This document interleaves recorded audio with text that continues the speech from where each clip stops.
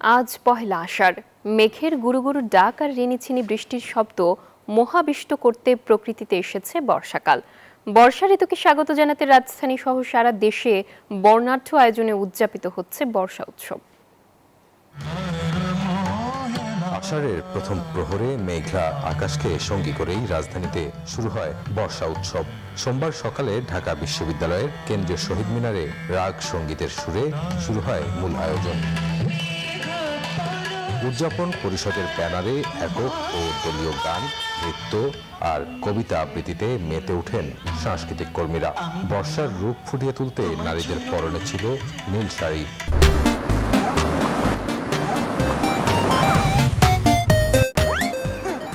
একটা সবুজ পাতায় বা জলের উপরে যখন বৃষ্টির ছিটা পড়ে, বৃষ্টির ফোঁটা পড়ে, আপনার কেমন লাগে? আনন্দে নেচে ওঠে না মন? বর্ষা ঠিক তেমনই, বর্ষা আমাদের আবেগ আপ্লুত করে। আকাশের যে নীল রং বর্ষার সাথে আমাদের এই ড্রেস আপের যেমন মিল যায়, সে কারণে আমরা এই ড্রেস আপ করেছি। প্রতি ঋতুতেই দেখা যায় কিনা আমাদের ঢাকা বিশ্ববিদ্যালয়ে কোনো না কোনো অনুষ্ঠান পালন করাই হয়, তো এর মধ্যে দিয়ে ভুলে যাওয়া সম্ভব না। কেবল গান আর নাচই নয়, পরিবেশের ভারসাম্য রক্ষায় এই উৎসব থেকে সবার মাঝে ফলজ বনজ গাছের চারা বিতরণ করা হয়। প্রকৃতির কোন সময় কোন ফুল, কোন ফল, কোন গাছ পল্লবিত হয়, কোন ফুল হয়, কোন সময় হয়, এগুলো কিন্তু আমাদের শিশুরা আজকাল খুব একটা দেখে না। তারা কংক্রিটের জঙ্গলে বড় হচ্ছে।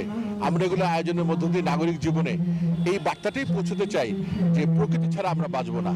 শহীদ মিনার ছাড়াও বাংলা একাডেমি এবং ধানমন্ডি রবীন্দ্র সরোবরের বিভিন্ন সংগঠনের উদ্যোগে মুখর হয়ে ওঠে আষাঢ়ের প্রথম সকাল।